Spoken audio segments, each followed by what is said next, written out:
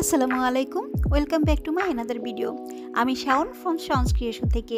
ভিডিওর শুরুতে অনুরোধ করছি, যারা আমার ভিডিও নতুন দেখছেন প্লিজ আমার চ্যানেলটিকে একটু সাবস্ক্রাইব করে দিবেন। আজ আমি বানাবো খুবই জনপ্রিয় মজাদার মতিচুর লাড্ডু। প্রথমে নিয়ে নিচ্ছি 1 কাপ বেসনগুলোকে চালনিতে চেলে নিচ্ছি যেন ভিতরে কোনো লাম্পস না থাকে। সাথে দিচ্ছি 1/4 চা চামচ ফুড কালার। এবার 1 কাপ নর্মাল পানি অল্প অল্প দিয়ে বেসন গুলে নিচ্ছি।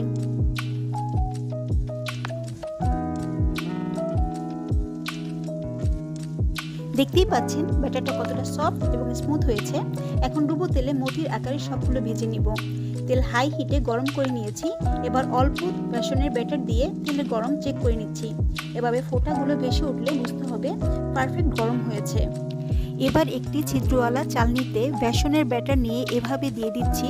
চালনি না থাকলে আপনারা আলু গ্রেটার দিয়েও বানাতে পারেন। আমি এখানে আলু গ্রেটার দিয়েও বেসনের ব্যাটার ছেড়ে দেখিয়েছি।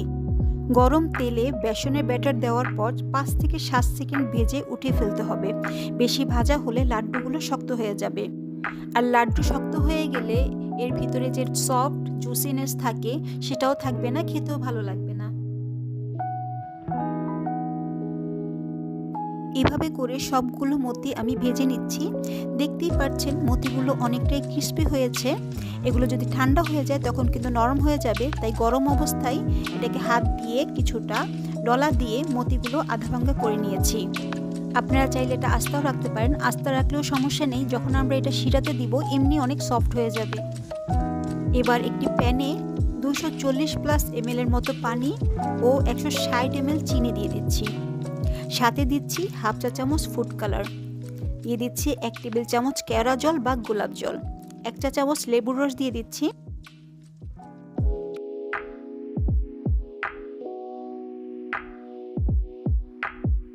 এবার 5 থেকে 7 মিনিট জাল করে শিরা বানিয়ে নিব।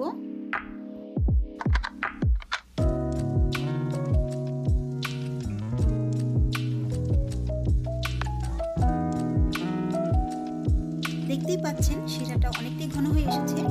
এই শিরায় 1 বা 2 তারের প্রয়োজন নেই। এভাবে কিছুটা আঠালো হলেই বুঝতে হবে শিরাটা রেডি। এবার শিরার ভিতরে মতিগুলো দিয়ে নেড়েচেড়ে মিশিয়ে নিচ্ছি।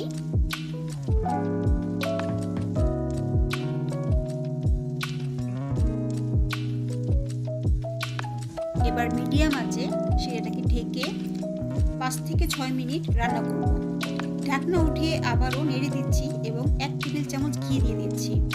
আবারও ঢেকে জাল করব 2 থেকে 3 মিনিট।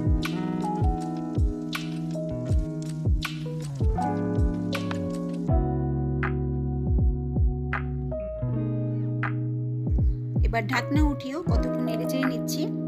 দেখতেই পাচ্ছেন শিরার পানিগুলো একেবারেই শুকিয়ে গেছে। এবার মতিগুলো প্লেটে ঢেলে একটু ছড়িয়ে দিচ্ছি ঠান্ডা হওয়ার জন্য।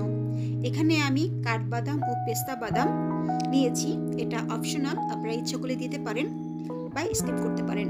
ব্যাস ঠান্ডা হয়েছে। এবার সবগুলো লাড্ডু এভাবে করে বানিয়ে নিয়েছি। এখানে একটি লাড্ডু ভেঙে দেখাচ্ছি যে ভিতরটা কতটা সফট হয়েছে। এভাবে একে একে সবগুলো লাড্ডু আমি বানিয়ে নিয়েছি। এখানে 1 কাপ বেসন দিয়ে আমি 16টা লাড্ডু বানিয়েছি। ব্যাস কত ইজি করে বানিয়ে ফেললাম মজাদার মতিচুর লাড্ডু। আপনারাও বাসায় ট্রাই করবেন। আসলে বাইরের মুখরোচক খাবারগুলো যদি ঘরেই বানিয়ে বাচ্চাদেরকে দেওয়া যায় তাহলে তো কথাই নেই। আর আমার কাছে মনে হয় এই লাড্ডু ছোট বড় সকলেরই খুব পছন্দ। তো এটা যদি ঘরে বানিয়ে দেওয়া যায় স্বাস্থ্যসম্মতভাবে, তো বাচ্চারাও আর বাহিরের খাবার খেতে যাবে না।